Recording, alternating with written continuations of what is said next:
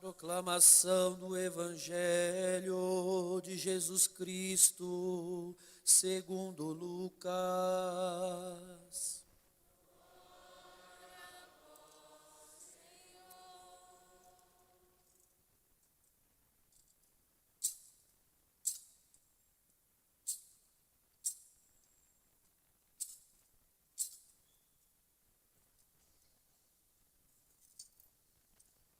Naquele tempo, os publicanos e pecadores aproximavam-se de Jesus para o escutar. Os fariseus, porém, e os mestres da lei criticavam Jesus. Este homem acolhe os pecadores e faz refeição com eles. Então Jesus contou-lhes esta parábola. Um homem tinha 2 filhos. O filho mais novo disse ao pai: Pai, dá-me a parte da herança que me cabe. E o pai dividiu os bens entre eles. Poucos dias depois, o filho mais novo juntou o que era seu e partiu para um lugar distante. E ali esbanjou tudo numa vida desenfreada. Quando tinha gasto tudo o que possuía, houve uma grande fome naquela região. E ele começou a passar necessidade. Então foi pedir trabalho a um homem do lugar, que o mandou para seu campo cuidar dos porcos. O rapaz queria matar a fome com a comida que os porcos comiam, mas nem isto lhe davam. Então caiu em si e disse: Quantos empregados do meu pai têm pão com fartura, e eu aqui morrendo de fome. Vou-me embora. Vou voltar para meu pai e dizer-lhe: Pai, pequei contra Deus e contra ti. Já não mereço ser chamado teu filho. Trata-me como a um dos teus empregados. Então ele partiu e voltou para seu pai. Quando ainda estava longe, seu pai o avistou e sentiu compaixão. Correu-lhe ao encontro, abraçou-o e cobriu-o de beijos.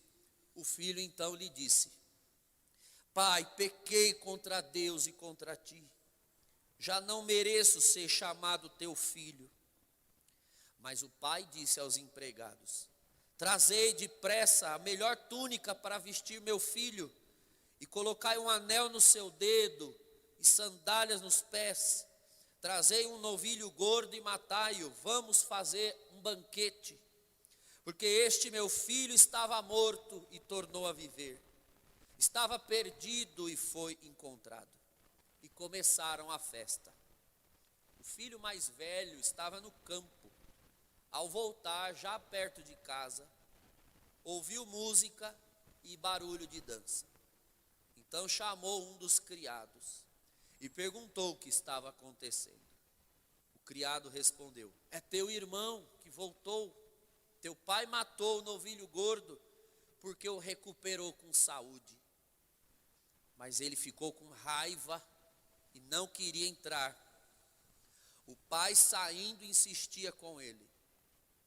Ele, porém, respondeu ao pai: Eu trabalho para ti há tantos anos, jamais desobedeci a qualquer ordem tua, e tu nunca me deste um cabrito para eu festejar com meus amigos. Quando chegou esse teu filho, que esbanjou teus bens com prostitutas, matas para ele o novilho cevado. Então o pai lhe disse: Filho, tu estás sempre comigo, e tudo que é meu é teu.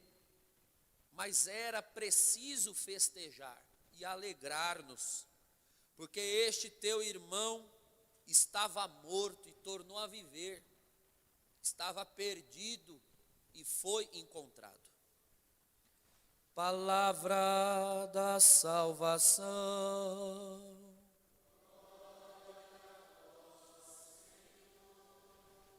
Louvado seja nosso Senhor Jesus Cristo.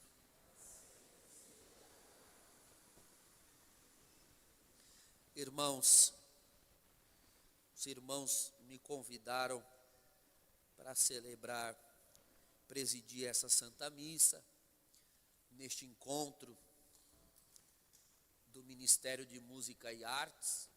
É isso mesmo, né? Tá. Vai que eu erro, né, irmãos? Ministério de Música e Artes. E pediram para eu trazer algum ensinamento.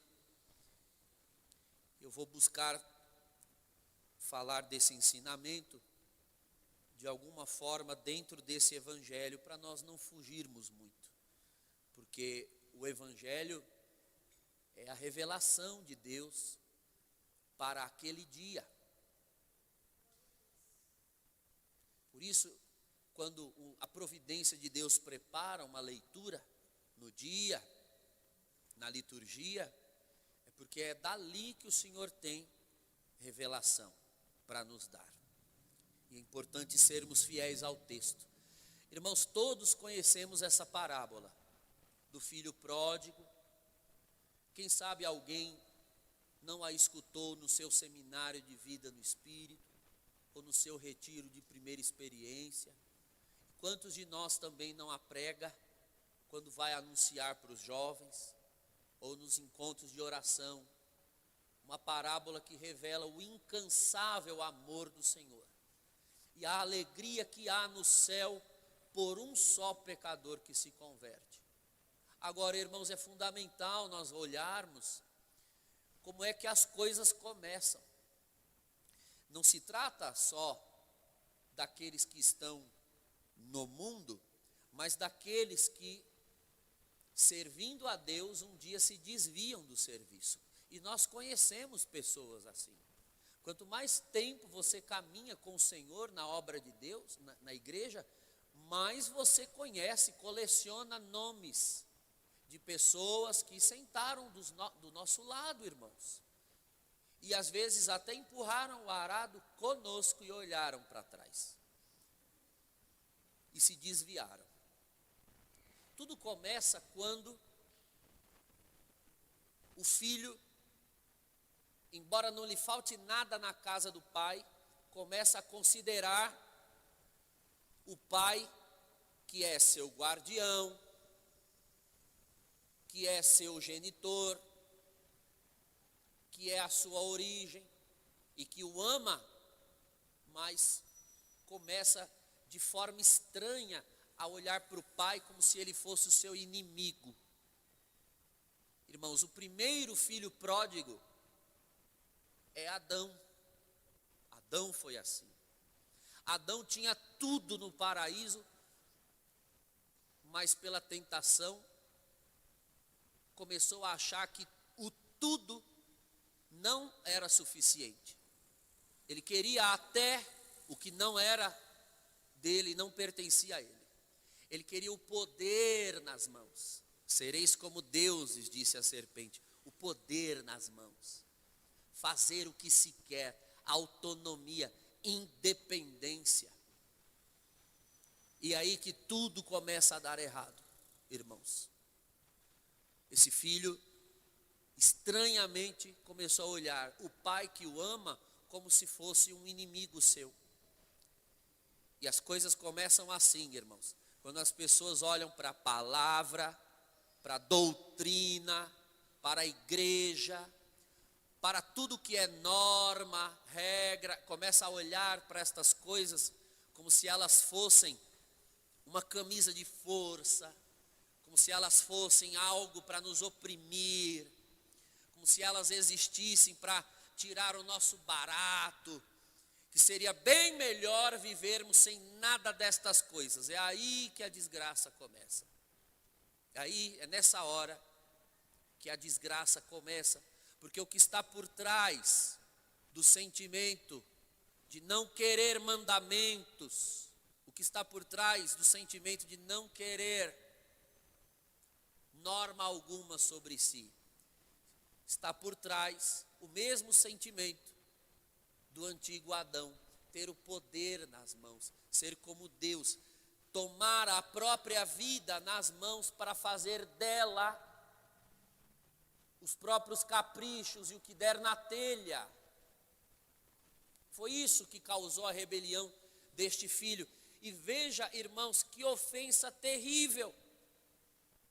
Pai, me dá herança, a minha parte na herança. Irmãos, quando nós sabemos que herança é coisa que se recebe somente quando o pai morre, em outras palavras, esse filho mata o pai dentro dele, o pai estando vivo na frente dele. Isso é o pecado. O pai está vivo diante de nós, mas nós o matamos dentro de nós. Uma morte do pai com o pai vivo. Existem 3 tipos de ateísmo, irmãos. Este aqui é um deles. Existe o ateísmo filosófico, que é aquele pelo qual se defendem teorias para tentar provar a inexistência de Deus. Existe o ateísmo agnóstico, que é aquele em que algumas pessoas dizem que se Deus existe, não é possível nem provar e tampouco conhecê-lo. Mas existe o pior ateísmo, que é o ateísmo prático. Ateísmo prático é aquele em que a pessoa crê que Deus existe, mas ela se comporta como se ele não existisse. Então ele existe, está lá, porque afinal de contas, tudo tem que ter vindo de algum lugar.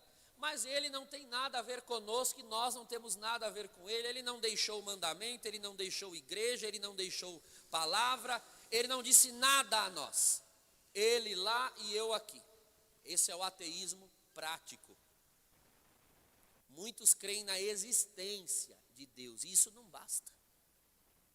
Isso não basta. O filho sabe que o pai existe. O filho sabe que o pai está vivo, mas tomou a herança e foi embora. Melhor teria sido então que o pai tivesse morrido, mas não foi assim. E o pai não faz nenhuma objeção. Deixa o filho ir embora. Deixa ir, porque afinal de contas, a coisa não pode dar certo. Ela vai dar ruim, irmão, cedo ou tarde. Cedo ou tarde, ficará evidente que os mandamentos do pai, que a disciplina que havia na casa do pai, não prendia o filho, ao contrário, protegia o filho. Normas, leis e mandamentos devem existir para proteger, não para oprimir, não para abafar, mas para proteger. Cerca é bem-vinda quando impede animais de entrarem e destruírem o plantio. Será mal-vinda quando tapar o sol, quando impedir a chuva, aí já é cobertura demais. Preciso que haja um limite. Cerca é bom, muita cerca abafa. Alguma cerca protege. E esse filho foi embora e só descobriu, irmãos, sabe-se lá quanto tempo depois, a parábola não diz, isso pode ter sido anos. E eu imagino, irmãos, que como se tratava de um pai muito rico, já que a parábola é uma referência a Deus Pai, com certeza a parte da herança deste jovem demorou muito para acabar, porque devia ter uma boa parte. Uma boa parte. Tal como a herança que o Senhor nos dá, vida, saúde, dias, livre-arbítrio. Você quer? É isso mesmo? Você quer viver do seu jeito, fazer da sua forma? Não quer um senhor na sua vida, porque essa coisa de senhor exige obediência, exige resignação, esta coisa de carregar cruzes, como ensina a palavra. Muito bem, você não quer, então quer a sua vida de volta, porque nós fazemos isso, não é, irmãos? Entregamos a vida nas mãos de Deus, no atacado, aí vamos tomando de volta no varejo, até que toda ela está de volta nas nossas mãos. E a entrega que foi feita um dia, vira uma falsidade. Tudo começa dentro de casa. Os irmãos reparam que ele pegou a herança e o versículo 13 diz, poucos dias depois, ele foi embora. matou o pai dentro de casa, ainda ficou lá. Quando a pessoa começa a flertar com o mundo, flertar com o pecado, ainda estando no nosso meio, é questão de tempo para ela pegar a vida dela de volta e ir embora. Nós já começamos a sentir o cheiro quando algum irmão está apontando para a porta de saída. E nós tentamos alertar, avisar, mas eles querem ir. Deixa ir, irmãos. Deixa ir. Porque a hora que o mundo e o diabo mastigarem e cuspirem de volta, é a igreja que estará lá para recebê-los. É a igreja que estará lá para acolhê-los. Então, eles verão que a lei, que a igreja, não era uma mordaça, não era uma camisa de força, era uma mãe que amava e ensinava e queria evitar muitos sofrimentos que eles preferiram. Em nome de prazeres muito intensos, vão amargar sofrimentos muito longos. E assim vai se revelar o que dizia um grande autor católico, Chesterton, lá no início do século XX. A igreja parece que não deixa nada, mas ela perdoa tudo. Ao passo que o mundo parece deixar tudo, mas no final se verá que ele não perdoa nada.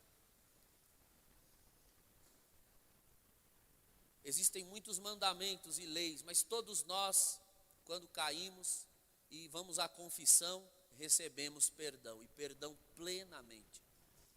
Mas o mundo não perdoa, irmãos. O mundo não perdoa. O mundo vai mastigar, vai cuspir sem nenhuma piedade. Os que se extraviaram. Que o Senhor nos guarde, que ninguém aqui pague para ver se vale a pena voltar ao vômito, se vale a pena voltar ao mundo. Não há mais nada para nós lá. Agora, irmãos, nós que servimos a Deus como músicos, nós precisamos aplicar esse princípio de não largarmos a casa do Pai e dos seus mandamentos em todos os pormenores. Todos os pormenores.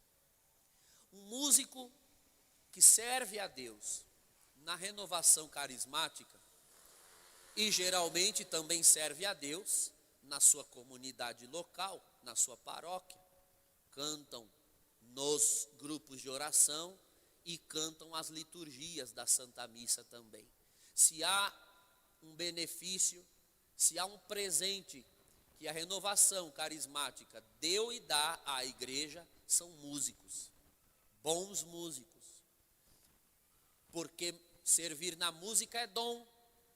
E quando nós buscamos os dons e pedimos os dons, o Senhor manda os seus dons. E quanta música confeccionada, composta, elaborada para servir, vieram das expressões carismáticas, dos grupos de oração, das novas comunidades e de todo lugar em que se crê e recebe o batismo no Espírito Santo. Agora, irmãos, é necessário deixar que o Espírito Santo afine a nossa musicalidade em todos os seus aspectos, irmãos. Nós passamos por uma doença, por uma esquizofrenia eclesial nos últimos 20 ou 30 anos, em que nós temos a mania de querer transformar as coisas naquilo que elas não são. Hoje, qual é o fenômeno que nós vivemos, irmãos? O grupo de oração, que é lugar de revelação, liberdade e inspiração, virou uma liturgia. Enquanto algumas liturgias estão virando grupo de oração. Mas o que é isso, meu Deus do céu? Que esquizofrenia é essa? Amarra-se tudo no grupo e solta-se tudo na missa. Isso não pode acontecer. Cada coisa deve estar no seu lugar. E isso exige conversão para todos nós, irmãos, para todos nós. Eu comecei tocando aos 7 anos de idade. E tocava primeiro na catequese, depois me desviei, fui tocar na macumba mesmo. Fiquei tocando lá na macumba por 3 anos. E depois que o Senhor me batizou com o Espírito Santo, voltei a tocar nos grupos de oração. E é claro, não é, irmãos, quando nós temos uma experiência de batismo no Espírito Santo, nós queremos evangelizar. E fomos evangelizados também pela música.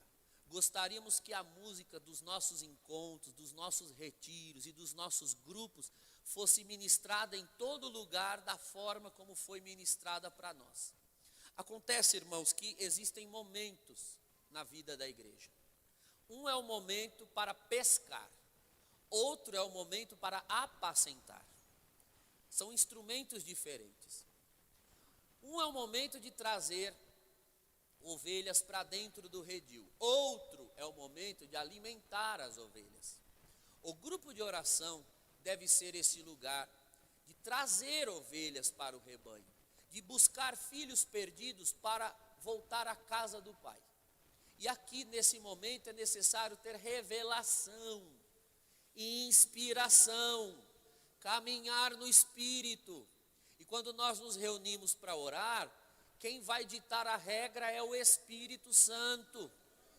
No grupo tem que ser assim, no encontro tem que ser assim, no retiro tem que ser assim. É preciso orar, é preciso buscar revelação, é preciso buscar inspiração, porque estas horas são horas para trazer ovelhas para o rebanho, e é preciso conquistá-las, chamar.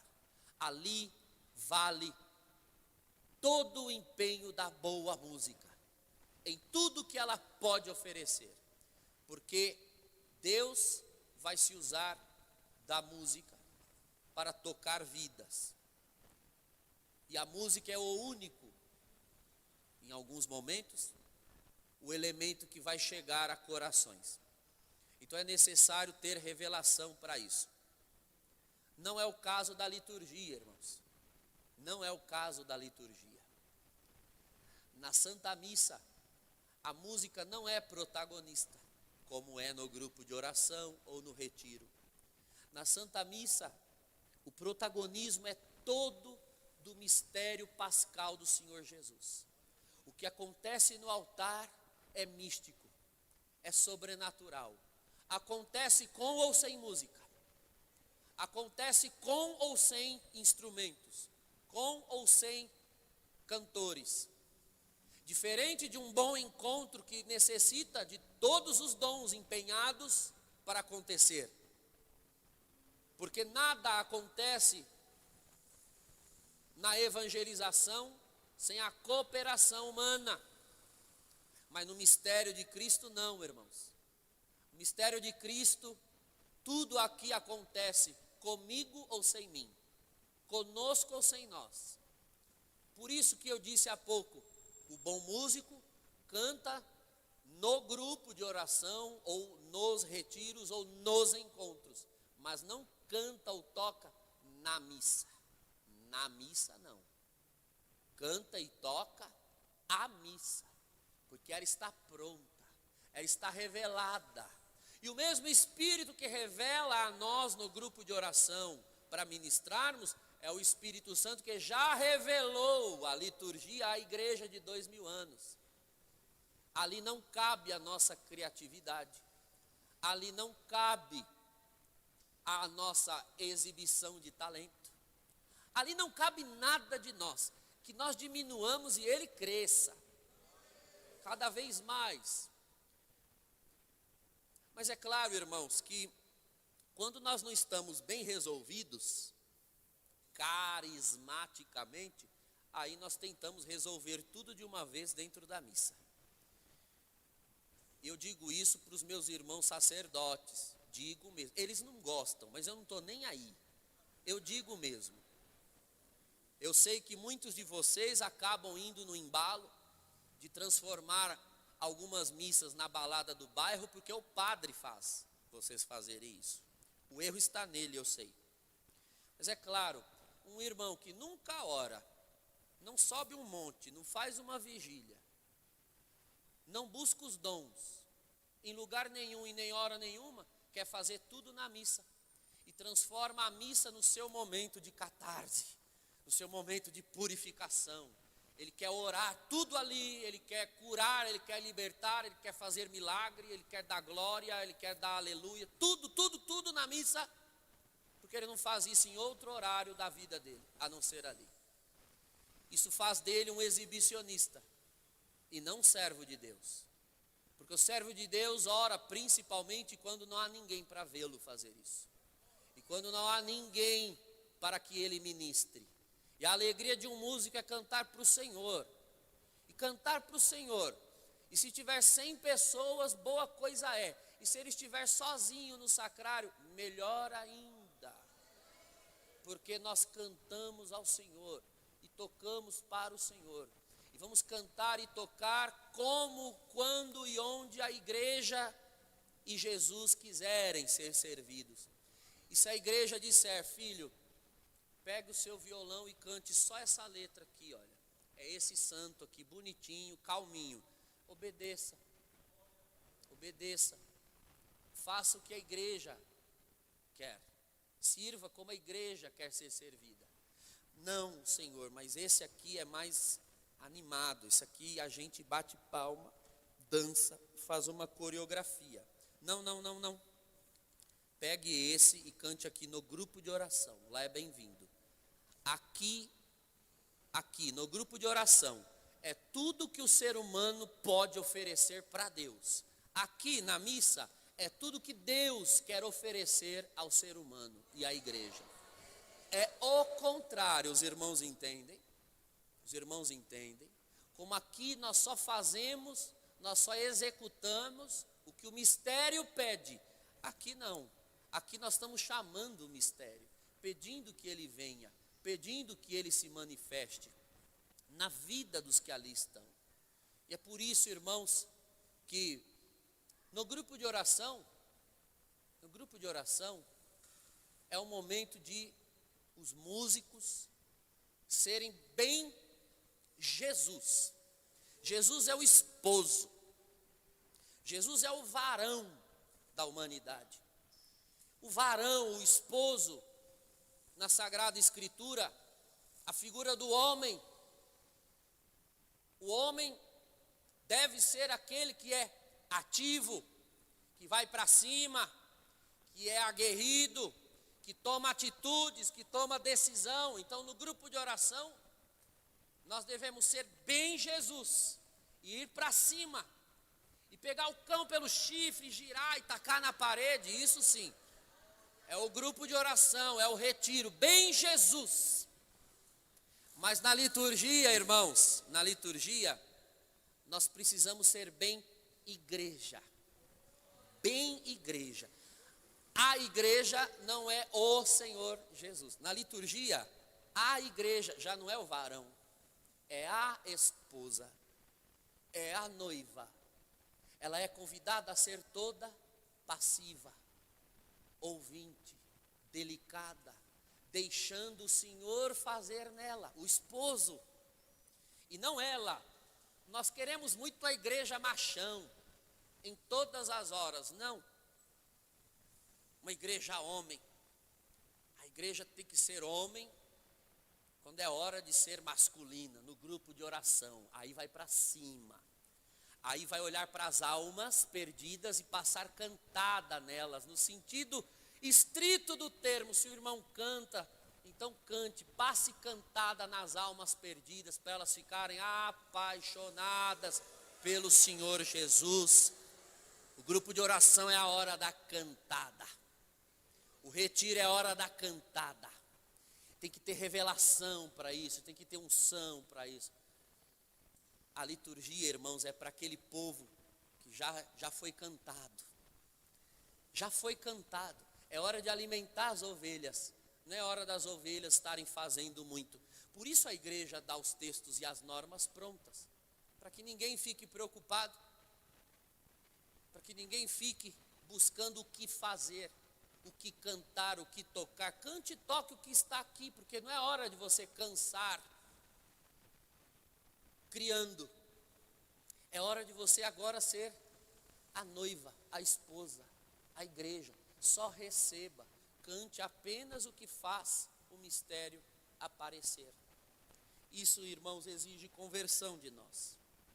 Exige conversão. Um bom músico, ele precisa saber apreciar a beleza da música, independente dos estilos e ritmos. Existe o que é substancial na música e existe o que é acidental na música. O que é acidental? É aquilo que é, mas poderia não ser. Ou seja, quase tudo na música. Nós não devemos ter paixões pelo que é acidental na música.